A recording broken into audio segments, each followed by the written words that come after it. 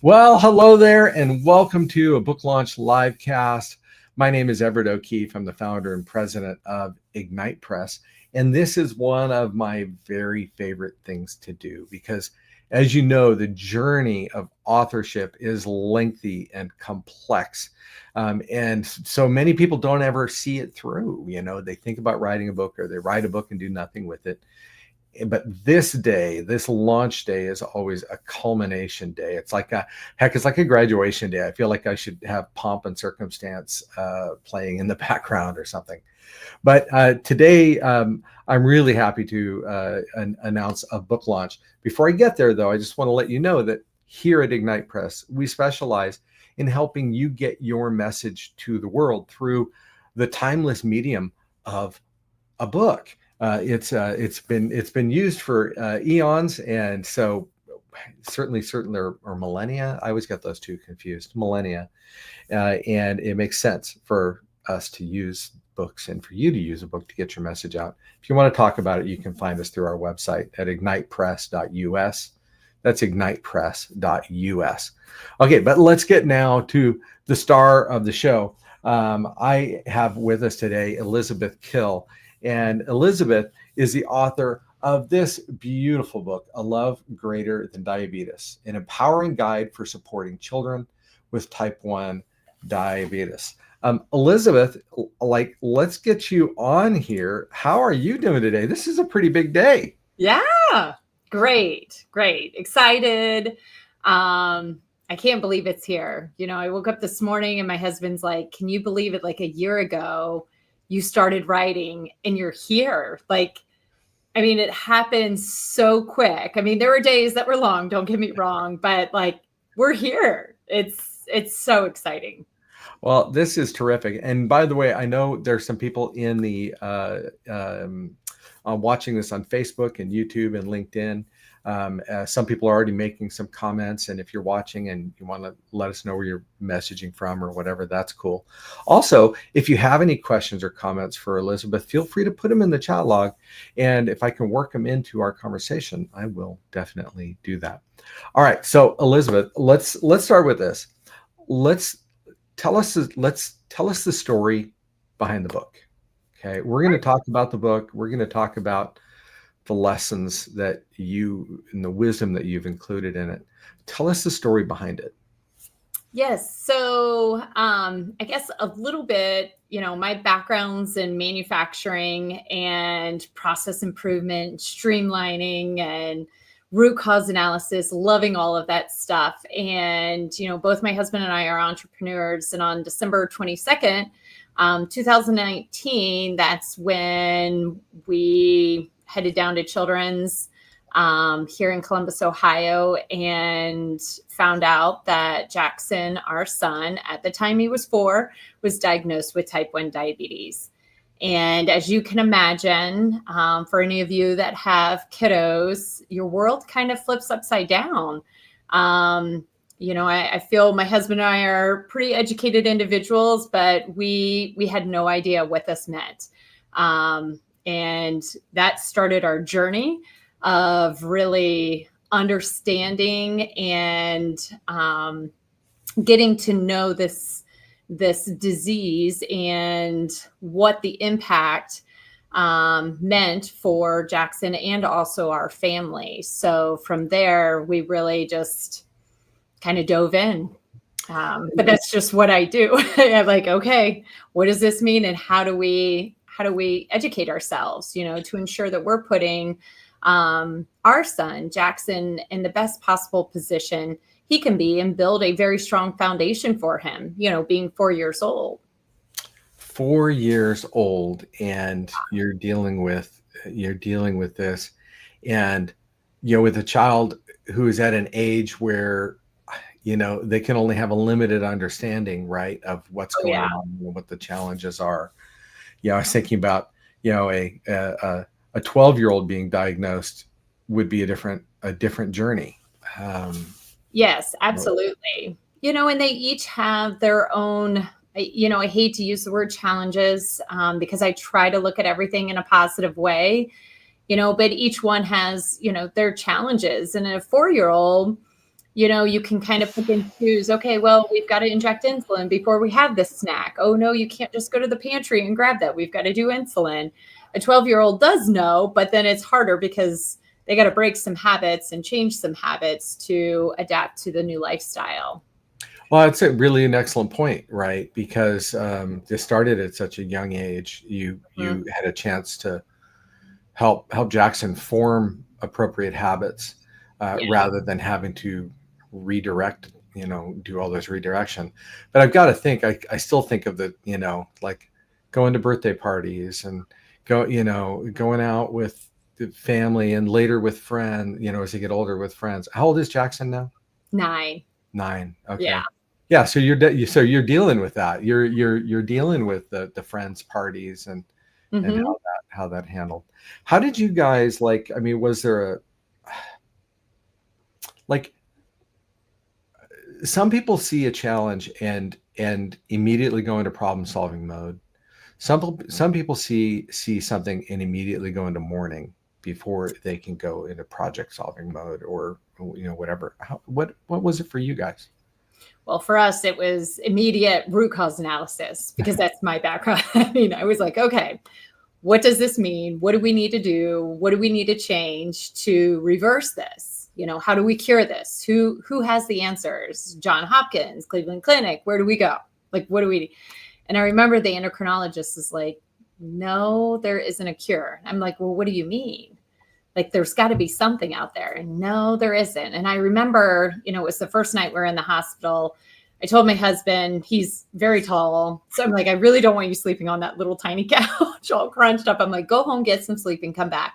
And I remember sitting there laying in the hospital bed with Jackson and I'm scrolling through Google, everything. And I don't know if any of you have ever gotten lab tests back or, a diagnosis from a doctor for your kid or even for yourself. You just immediately go to Google and you just start searching and searching, which is never a great thing because it sometimes comes out worse than what it really is. But I just went immediately to problem solving. Okay, I've got to read everything that's out there. I've got to understand what are all the paths and which paths work and which ones don't and start eliminating from there. So I really dug into the research and that truly kind of, it became my sole focus for the last few years. And I've learned so much and such a great deal. And that the thing is with type 1 diabetes is you're continuing to learn because they are continuing to discover new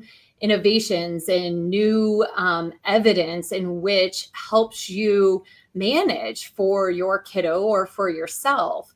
So it's a constant journey that I think will be on for a long time. But the key is just continuing to learn, to help, right? To do the right thing to build again, I go back to that strong foundation because when your kiddo's little, giving them the right tools in the toolbox, as we say, sets them up for success in life. Yeah. So I wanted to ask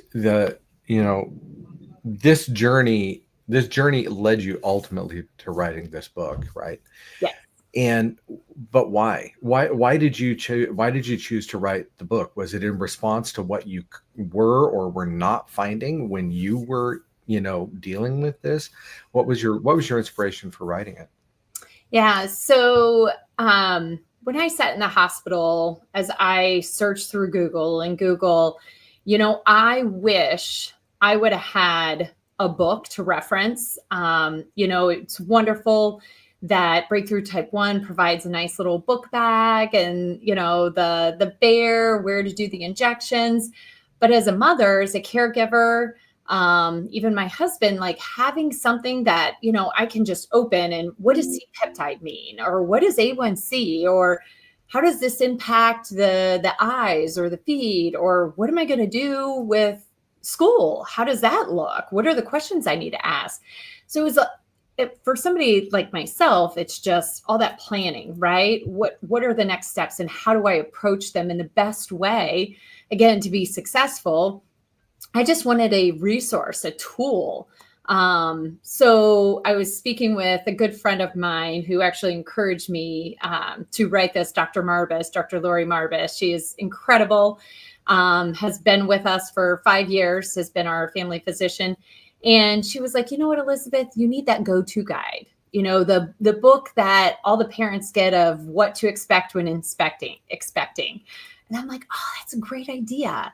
She was like, you should write it. I'm like, I'm not really a writer, but okay, I'll give it a whirl. So I worked with an amazing book coach, Kathy, and she helped me through, understanding, okay, this is how you set it up. This is what you do. And, truly for me, it was a way to give back to the community in such a bigger way to help those parents and caregivers that are sitting in the same seat I was 4 years ago, almost 5 years ago, to provide them with a resource that they can just flip to. So my big thing was a book, purchase. I'm going to donate a book back to a newly diagnosed family.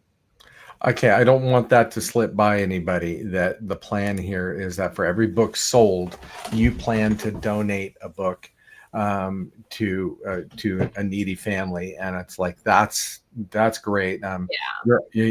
Elizabeth, you're the first author out of a couple hundred books we've published that's made that promise. And so I think that's huge. It also goes to the fact that there's nothing about this that you are doing in order to generate profit. No. You created a nonprofit organization to support, and then this is part of this. And so I love that. Now, but before I forget, I do need to let people know how to get the book and where. And today is launch. And so we're running a launch special where the Kindle is available for 99 cents on Amazon. The paperback is also available there. And that 99-cent promo is a limited time thing. If you happen to be watching this as a replay and it's not not 99 cents, it's going to be $9.99, and that's totally fine. Remember that she's donating books for each one that you buy as well. Which also brings me to the fact that this is really a great gift for any family that's dealing with diabetes, right? Because absolutely, tools and resources that you've put here. Yeah, there's so many families out there that when someone is diagnosed, and I've been, I guess, from texts to calls, where it's, oh, I have a friend that just had a kiddo diagnosed. What can I do? What can I do to help? And this is a great resource for them. And then within the book, there's actually additional resources of things you can do to help, because at the end of the day, community is so important. And to be able to help a family as they're changing their lifestyle and learning a new lifestyle, having that support is incredible. It is incredible. So, yes. I've got to think that's, one of the most critical parts of the journey is knowing, is developing community and the appropriate resources. And one thing I love about it is I kind of feel like if I were going through this with a family member, that I would feel like you are part of my community, and with all the research you've done and the experiences that you've had.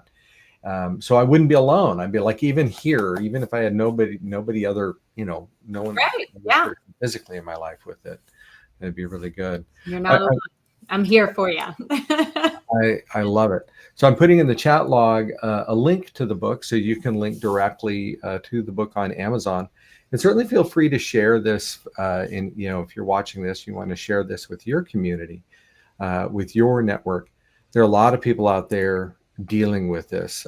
This is no rare thing, sadly. 65,000 people are diagnosed every year.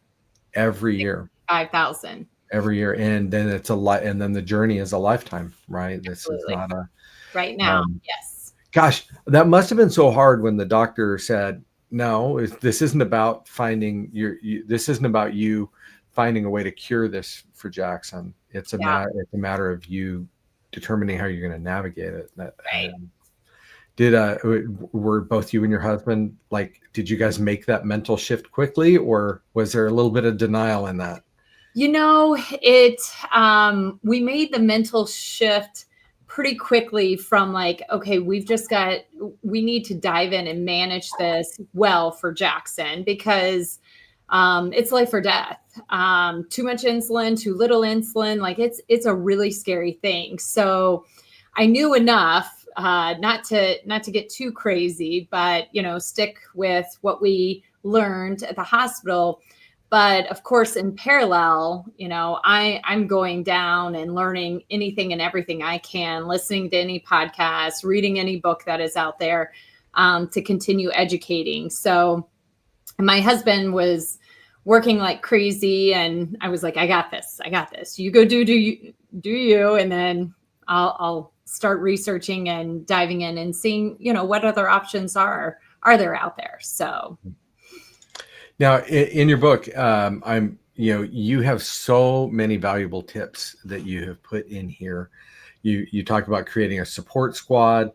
You talk about championing your child.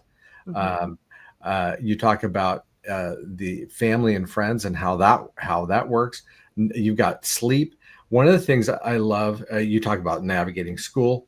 Tell me though about Jackson's Diversity.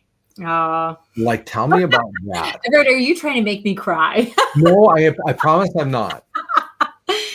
Oh, this is one of my favorite stories. So, throughout the entire book, I have some really funny stories, some things that, you want things to go well. And my type A personality, I try to plan and I want them to always go perfectly. Jackson reminds me, nothing's perfect, Mom. We just, adapt and keep going. But for this, it was just so sweet.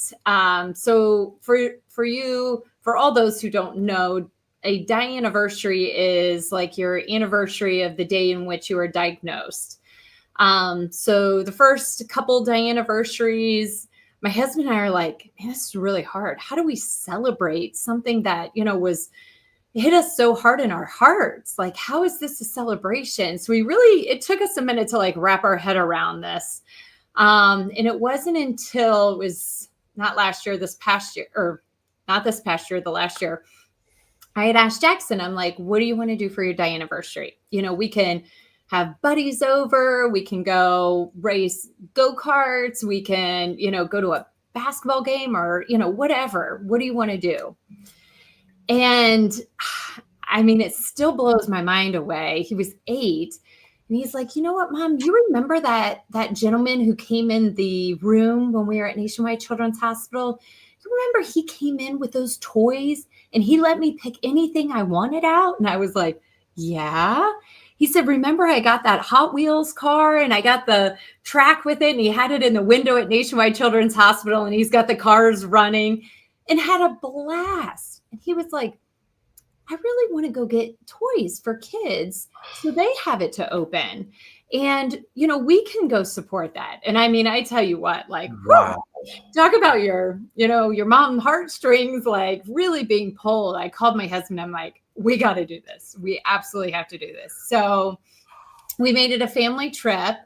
Marley Kate, she had a ball. Of course, anybody would have fun going into Target and like, okay, let's just buy up toys and go take them down to Nationwide Children's Hospital.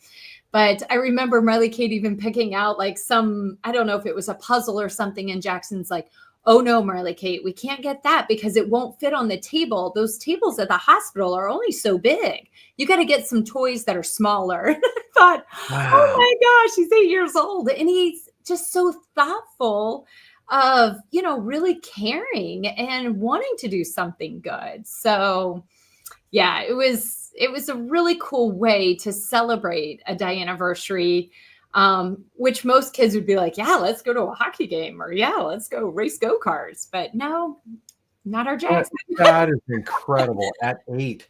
And you got to love that perspective, like you said, of, oh no, you can't buy that because it just won't fit on that little rolling cart, that they. And you remember that. He was 4. It's amazing. Certain things in which these little kiddos really retain and remember, some traumatic events, you really retain a lot of things. But it was incredible. I mean, I look back and my husband and I looked at each other like, did he really just say that? Wow. Yeah. So Kathy wanted me to pass on a question, and that was, she said she wanted me to ask for you to speak about your vision for the book and beyond. Like, where does this go? What do you want to do with this? Yeah, I really would love for this to be in the hands of any newly diagnosed family that have kiddos that, are younger. I wrote it based on, Jackson being 4 until, 9. I really want this to get in the hands of those parents or caregivers, those who are taking care of newly diagnosed kiddos, because one of the biggest things that both my husband and I traveled through is you feel kind of alone. You feel like, oh my gosh, where do I turn? What do I do? And that was one thing I wanted to make sure that there were. See, it makes me a little teary eyed. Sorry, Everett. Kathy knew this would get me. It's just a resource, a guide in which helps them feel like, okay, I've got a tool. I know how to navigate going back to school, or I know how to navigate when a babysitter comes over. I need to do this, this, and this. Or I go into my first endocrinology appointment. Okay, these are the questions I need to make sure I ask. I just wanted to give them just a leg up, a resource to help them save some time versus researching and, reading all over the internet, which, can take you down a rabbit hole really quick. So it's something to truly help those families. So that's my vision, that this can get in the hands of each and every family that has a kiddo that's newly diagnosed.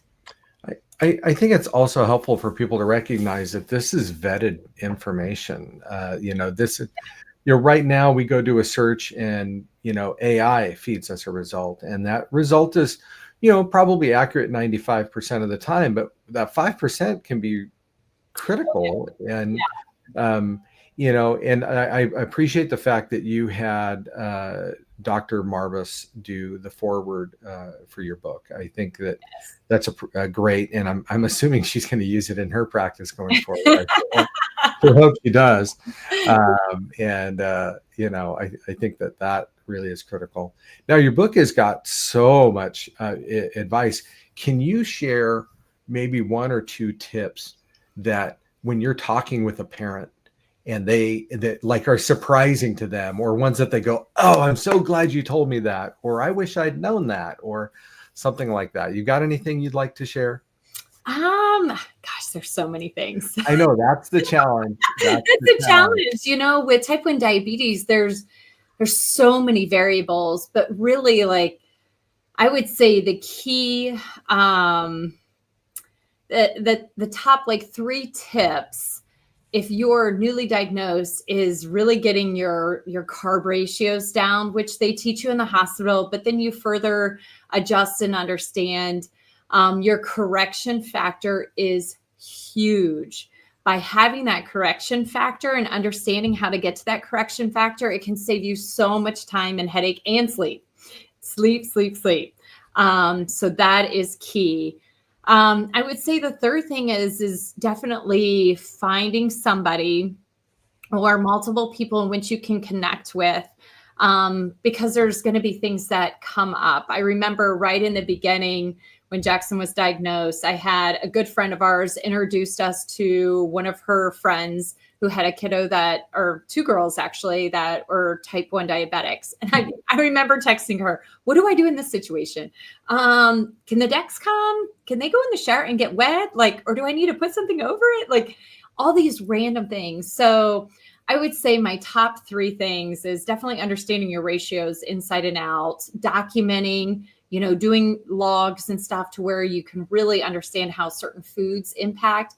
And then the correction factor in a community. If I had 3 things, those would be my top 3. Excellent. And I was going to show people here that throughout the book, you're going to see little sections where there's this heart for advice on any given topic. And then it's followed by tips. So this particular one is about play dates. And what I love is she said here, of course, always have a hearty meal before play dates. But here She even, Elizabeth gave us a list of things to keep in your diabetes bag, Yeah. and about what information should be shared and not shared with, when you're going out with a play date, and also pre-planning with your child, the things to discuss with your child before going off to the play date. And I just thought, I mean, and the book is full of this. Like, this is just a snapshot. Yeah, it is. It's in navigating type 1 diabetes, making a plan, and it's not always successful. And I've learned that. But I always look at it as an opportunity. We're learning something new to then help navigate future and down the road in the future. But, whether it's play dates or we're going to an event or we're going to maybe a family gathering or a barbecue, we typically will eat a big hearty meal beforehand. That way, when we walk in, it's not like, oh, I need insulin and I got to eat right away. It's like, hey, we can go and enjoy and have fun. And, the 4, 5, 6-year-old isn't like immediately like, oh boy, I'm starving. It's like, no, you're already pretty full. So go have fun. And then we'll, slowly ease our way into it. So, I mean, it's all these little, tips and tools in which can make things a little bit easier. Just trying to putting yourself in a successful position, in a position to be successful. Yeah. Now, Larry asked, how's Jackson doing today? Ah, amazing. Oh my gosh. He surprises us each and every day. He truly does. This morning, for example, woke up, made himself avocado toast and a couple sausages. We do these fry sausages, and literally he's like, okay, Mom, that's going to be 3.5, right? Yep. And Jack's 3.5, and he sets his timer for 10 minutes and off he goes, getting ready for school, comes down, the timer, God love Alexa. She's always going off. It goes off and he goes down and he eats, and then he's packing his lunch and he knows, okay, I need some, apples or whatever fruit. And he gets it.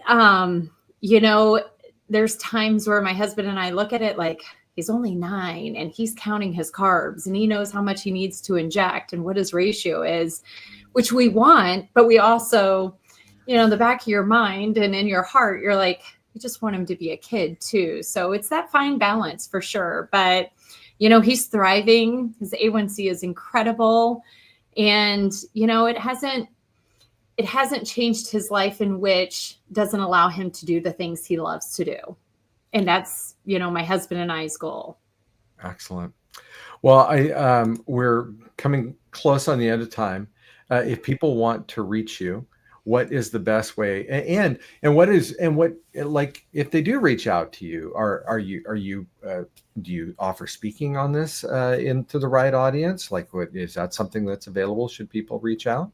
Yes, absolutely. Any way in which I can help reach to other families and help other families, I would absolutely love to be a part of something bigger and continuing to spread the awareness of what type 1 diabetes is and how it impacts, and how you can set yourself up for success. So yes, and it's Elizabeth at a love greater, or Elizabeth. I should put your website up if that's okay for you. I just put that into the chat. That's greater than T1D.com. Greater than T1D.com is the web address. Well, thank you so much for coming, Elizabeth. We do need to run, and congratulations on the launch of your book. Thank you. Thank you so much. I appreciate it, Everett. My pleasure. My pleasure. So there you go. Grab your copy. It's available on Amazon. Pick that up today and grab a copy for someone else who's dealing with this. And then, of course, reach out to Elizabeth if she can be a resource for you going forward. Thanks again for joining us on the livecast.